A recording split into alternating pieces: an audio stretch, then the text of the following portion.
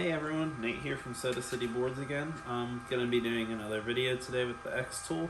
It's going to be going over how to do engraved minimalist wallets on the xTool D1. I have the 10 watt non-pro.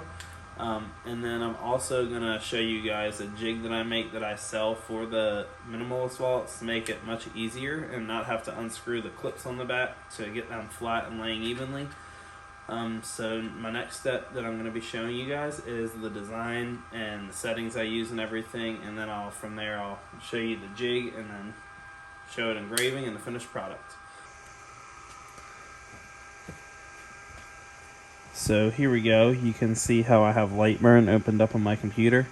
So to start, I measured out the size of one of the minimalist wallets and made a box that size. So it was 86 millimeters tall by 54 millimeters wide. And now I'm going to put my design inside of there. So I'm going to be using one of these designs that I just got. And then from there, I'm going to get it centered inside the block. And then I will actually try to figure out where I want to put it on the wallet. So I like to put mine around this area here. And then when I go to put the wallet in, I use the blue toolpath to frame, so that way I can get it cornered on the corner of the minimalist wallet perfect, and then this will be engraved in the center how I want it.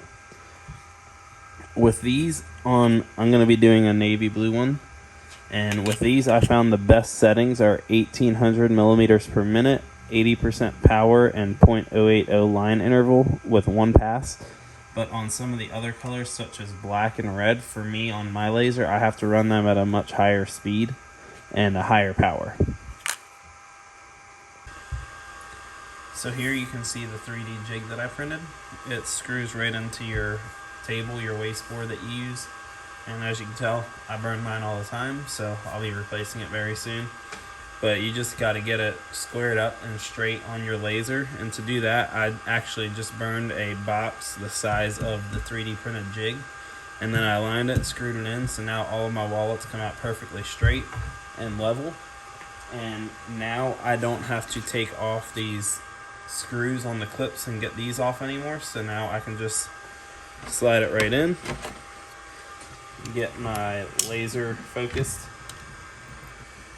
And then, as I was saying in the video with the file, since I have the square on the file that I'll frame, I'll just get it lined up with a corner of the wallet here.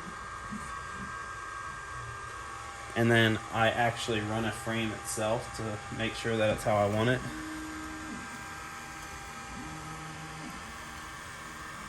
So I need to shrink it down just a little bit.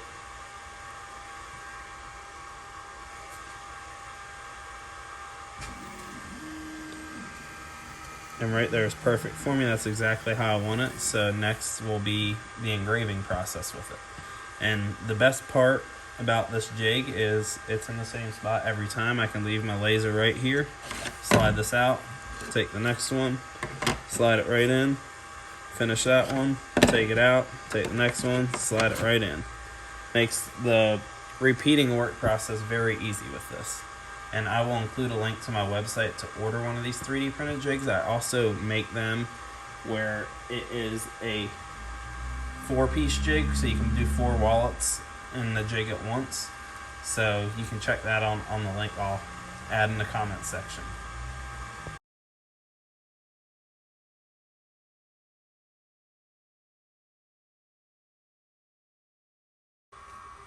So I just finished up engraving it. I wanted to show you guys what it looks like.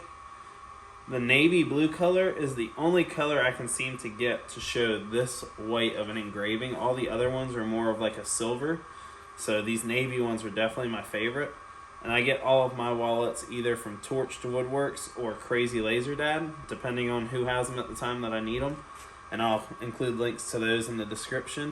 I use my wallet jig that I've 3D printed for everything that I do with wallets, and it has helped life so much because I no longer have to take the clip off to get it level or try to level it myself, and it's always level on this. And these, after engraving, I sell them at $25 a pop. I pay $8 for them, so that's $17, and then subtract whatever you charge for your laser time, and these take maybe like 10 sometimes 5 to 15 minutes to engrave a wallet, but I have no problem only making $17 before our laser time is added into it. So these things are a very, very hot selling item for me. Normally when I buy them, I sell out within a couple days of them, and I reorder them every couple of days from my supplier. So I would highly recommend getting into engraving these, as they're a very hot selling item for me, and I would highly recommend it.